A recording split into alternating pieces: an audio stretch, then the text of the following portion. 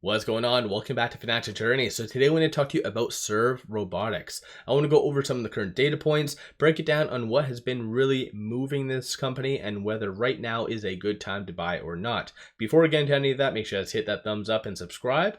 And with that, let's get right to it.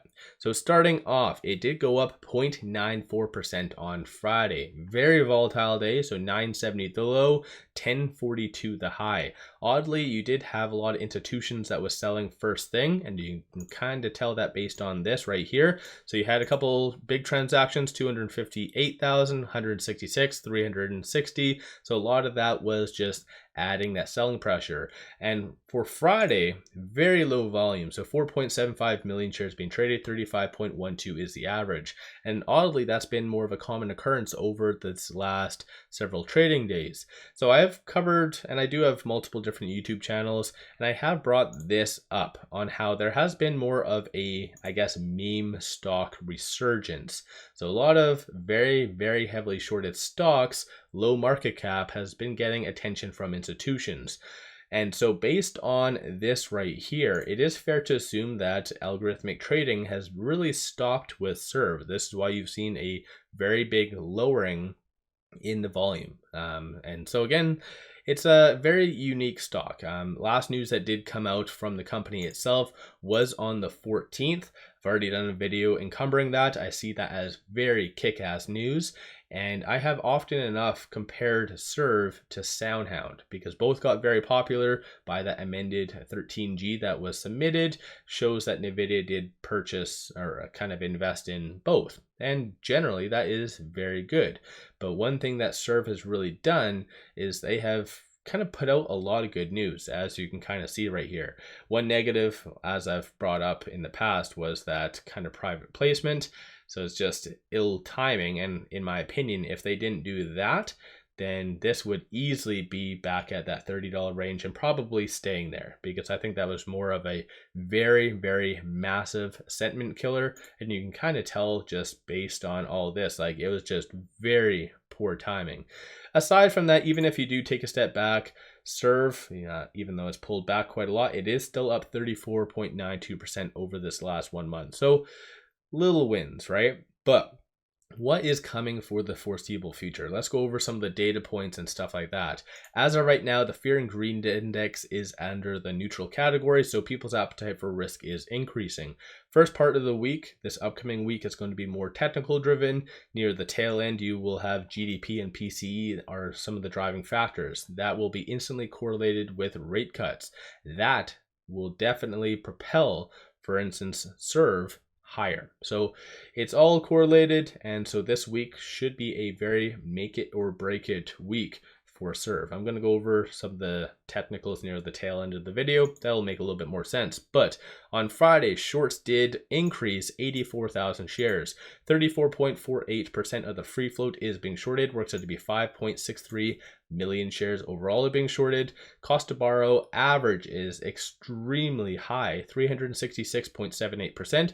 Utilization 99.61, and short score 81.44. So the higher the number, the higher the likelihood of a squeeze happening. So when it comes down to, like I said, GDP, PCE, some of the driving factors that's really going to stimulate the broader market, this is where shorts, pardon my French, will be fucked. Not just with SERV, but across the board. So what they would be doing is mitigating risk. So again, that could really stand to benefit SERV.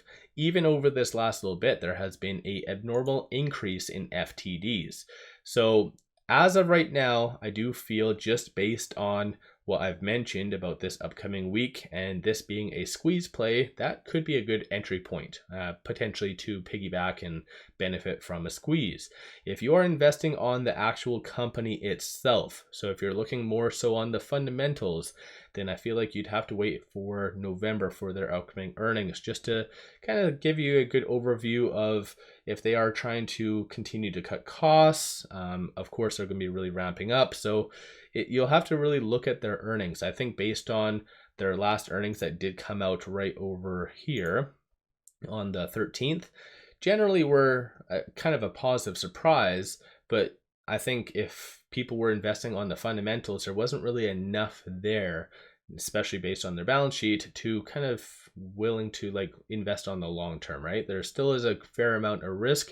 This is why a lot of analysts from Wall Street haven't really paid all that much attention. So you do have this right here. One analyst did give a $8 price target, and even as that does represent a 21 or almost 22% downside. So I think right now there's different ways to invest. As I've stated in the past, this company is a hybrid stock, so momentum play, AI, and also squeeze play. So I think the squeeze play is going to get some attention, as well as it being an AI. If you are investing on the long term, I'd say probably better off in waiting. But looking at some of the options though, kind of low dollar value in comparison to what it was like 2 weeks ago, but 317,000 in calls, 452,000 in puts. Sentiment wise though, you do see a consensus for it to be kind of around that $10.50 to $12 range next week. So more of a recovery.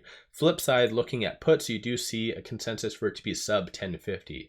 So this is where I do, like I said, this week is a make it or break it week. Right now with it at $10.19, it is slightly below this S1 right here. So currently trading between this S2 and this S1. $9.24 is going to be the next strong support.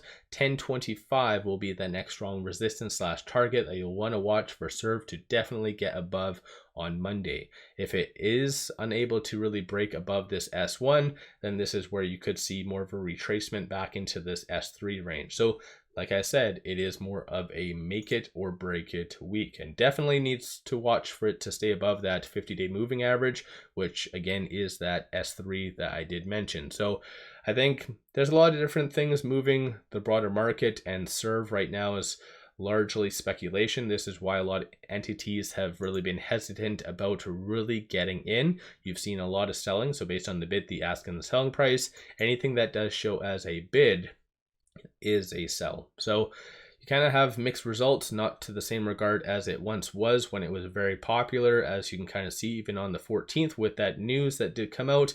Even prior to that, when it was really rallying, you see a lot of big money buying, a lot more buying actually in the teens than where you are now. So once again, different perspectives. You guys do your own due diligence. I'm just here to kind of analyze the data, give you guys my thoughts on all of that.